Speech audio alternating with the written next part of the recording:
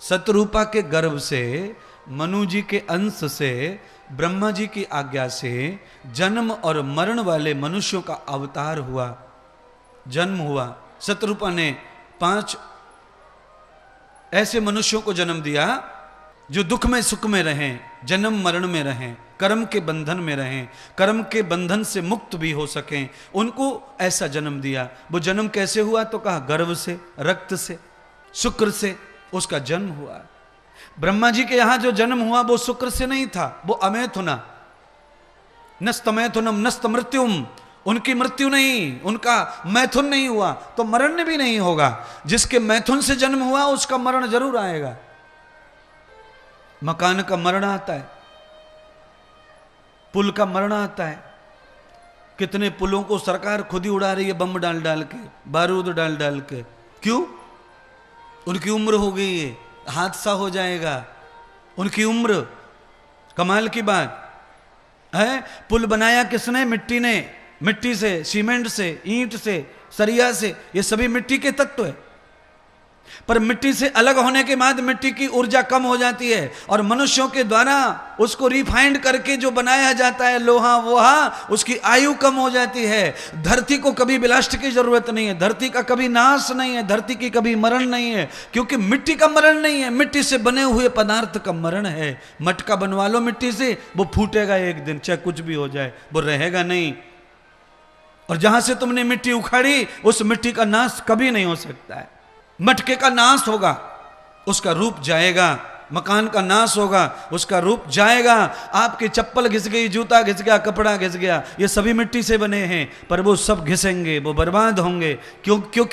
क्योंकि आपने उसको रिफाइंड किया, आपने अकल दौड़ाई, अपना साधन बनाया और उस तत्व को अलग कर दिया तत्व से, इसीलिए वो खराब हो जाता है, बिगड़ जाता है, मिट जाता है। इसीलिए मैं आपको कह रहा हूं, मिट्टी से अलग होने के बाद मिट्टी की वैल्यू कम हो जाती है, वो जल्दी नष्ट हो जाती है, उसकी आयु हो जाती है। ऐसे ही हम ईश्वर अंश हैं, अगर ईश्वर से अलग हो जाएंगे तो तुम्हारा नाश हो जाएगा, तुम्हारा अंश हो जाएगा, तुम्हारी आयु हो जाएगी और तुम्हें मिटना पड़ेगा, मरना पड़ेगा। ईश्वर का अंश अगर ईश्वर से जुड़ा है तो उसका कभी नाश होता नहीं है। ईंट से ईंट बना के बताओ, मटके से मटका बना के बताओ। एक बार जो मटका पक गया अग्नि में, उसे फोड़कर पीस करके भी मटका नहीं बना सकते आप उसे पीस लो, रेत बना लो, रेत बना के गला दो, आप उसका मटका बना नहीं सकते। क्यों नहीं बना सकते? क्योंकि अग्नि के संग में आकर के मिट्टी की चिकनाहट खत्म हो जाती है, वो दोबारा कभी नहीं आती है उसमें। जब वो चिकनी मिट्टी में पीस के आप डाल दोगे तालाब में तो 2-4 वर्ष के बाद में फिर वो मिक्स हो जाएगी, उसका महत्व खत्म हो जाएगा। चिकनी मिट्टी ज्यादा होने से वो मटके की जो मिट्टी हो जाती है बिना चिकनी, वो मिक्स होने के बाद वो खो जाती है, उसका अस्तित्व चला जाता है। फिर मटका बन सकता है, खिलौना बन सकता है।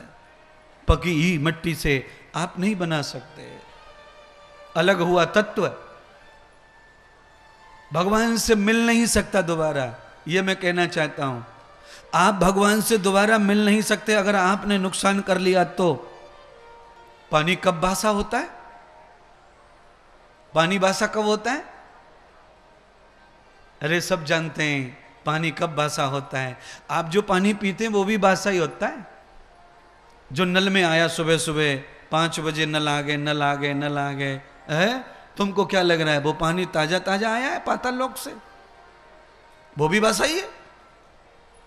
पर तुमने पानी को पानी से जितना अलग किया वो उतना बासा हो जाता है। तुमने मटके में भर दिया, बासा हो गया, मटका खाली करो, फेंको, दूसरा भर लेंगे ताजा, वो है बासा ही जो आया है वो। और मटके में से जग में भर लो, जग का और जल्दी बासा हो जाता है, अरे बदल दो, और उसी मटके में से दोबारा जग में भर के लाते, ताजा हो जाता है। ये खोपड़ी का भरोसा ही नहीं है, कहां का निर्णय करती रहती है जी।